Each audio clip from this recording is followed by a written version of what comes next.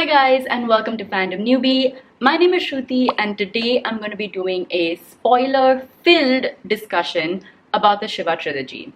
Now I've already done a completely spoiler-free review of Immortals of Meluha, so if you guys just want to know what this series is about and you guys want to figure out a little bit about the first book, then go check that out. I'll leave a link up here and in the description box below. But today I am going to be discussing all three books and I'm going to be discussing a lot of spoilers because I'm going to go into detail about what I loved and what I hated about the series. So yeah, all you non-spoiler people, goodbye, goodbye, goodbye. Come back when you've read all the books, but for all you spoilery people, let's discuss. So yeah, I'm not going to go into what each book is about because I assume that if you're watching this video, you've read all the books. So I'm just going to go straight into what I loved about this series. Number one is the cliffhangers at the end of every book. Oh my god, that really makes you want to read the next book and the next book after that, like in quick succession. Because the cliffhanger at the end of Immortals of Meluha, I think, is that Sati and Lord Shiva see the Naga like standing in front of them near in the temple in Ayodhya, and then Sati runs after him. I think that is where Immortals of Meluha leaves off. And then Secret of the Nagas, that one leaves off at realizing that Brihaspati is alive, and that was also quite shocking. So I feel that yeah, those cliffhangers were really cool and they really made you want to read the next book like immediately.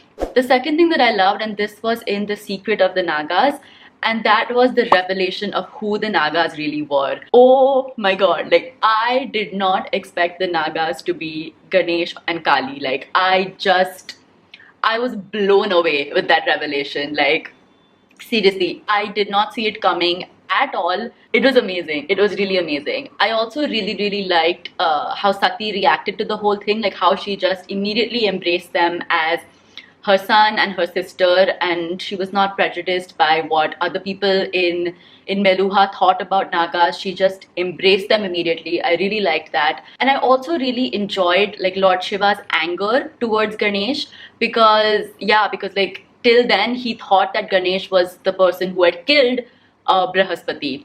And I feel like his anger was completely justified and it made the whole thing realistic because yes, Sati had completely embraced them as family, but at least there was that little bit of discontent and there was a little bit of like not everything was such a huge happy ending, which I felt was realistic. The next thing that I really liked about the entire story was like the whole story of the Vasudevs. I felt like everything surrounding the Vasudevs was so like full of mystery and full of intrigue, and there was so much knowledge that they imparted. So yeah, I just felt like the whole story of the Vasudevs was very interesting and very mysterious. The next thing that I really liked was Shiva and Sati's love story.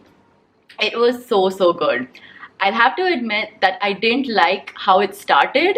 Like for me it felt a little bit like insta love, and yeah, it just like it started off very rushed, but as the series like went on and as their love story kind of developed, I found it to be so sweet and so cute. Like I loved the contrast between like Sati's kind of like stoicness because she's Meluhan, like you know how she has to be a little reserved, and like Shiva's cheekiness and how he like kept making fun of her, and just the way they expressed their love for each other throughout the series was so cute. And just yeah, like it made me smile. Like every time there was a scene between the two of them where they're just like, I don't know, having a moment with each other, I just felt very happy, and it just, yeah, it made me smile. It was really cutely done. And the last thing that I really liked about the series, and this one might be a little bit controversial because while I just said that I really loved Shiva and Sati's relationship and their love story, I also really liked that Sati died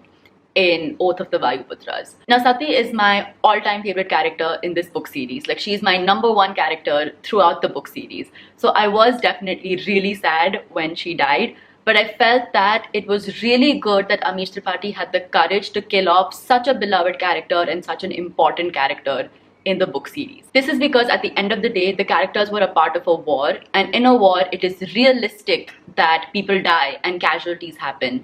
So yeah, I thought it was a really brave step and it was really courageous of Amish Tripathi to take this step in killing off such an important character and such a beloved character. And yeah, now coming to all the things that I did not like. Number one, Parvateshwar's character arc.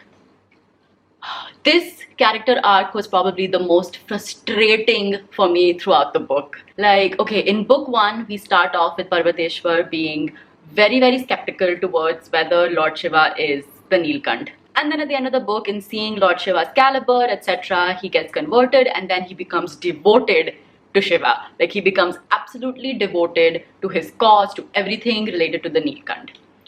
And then suddenly in book 3, like, he becomes against him.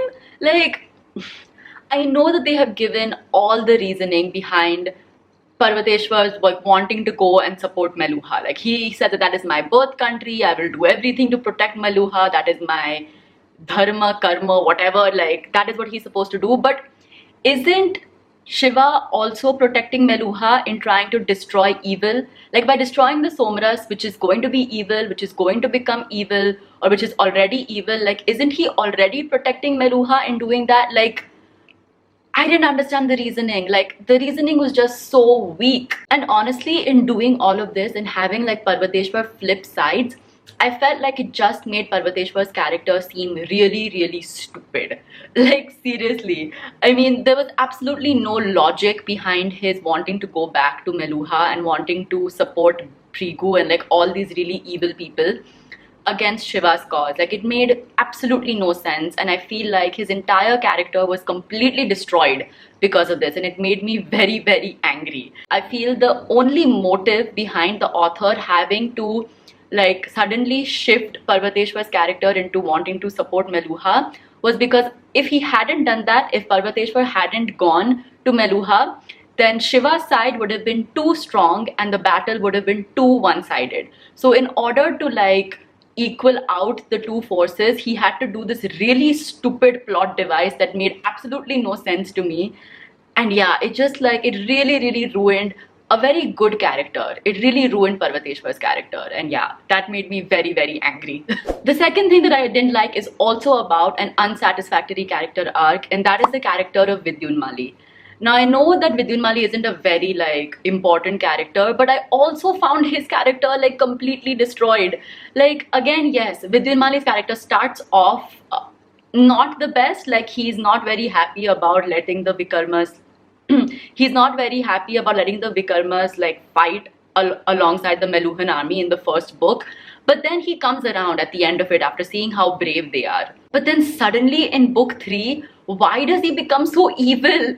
Like, from being devoted to Lord Shiva and then just wanting to protect the emperor, and that is the reason why he has to go against Lord Shiva. Suddenly in book 3, he's like hiring assassins and becoming this really evil person who like doesn't care about anything and just like wanting to kill people. And I'm just like, when did this happen? How did his character take such a 360 turn into becoming someone so evil? And I feel, again, the reason why this has happened is because, again, the author needed a plot device as to having one character that is completely hateable in book 3. Like, he needed to have this very, very evil character.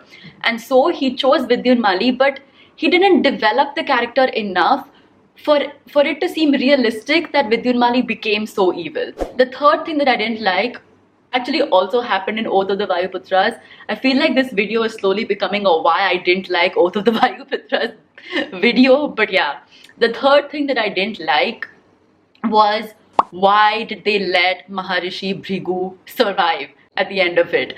Like, again, I feel the reasoning behind that was kind of weak.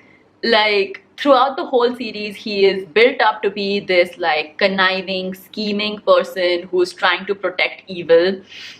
And at the end of it, just because he's a person who is very knowledgeable, just because he's a person who can teach future generations or something, you just forgive him for all of his schemes, for everything that he has done, and just let him survive. Like, I didn't like that.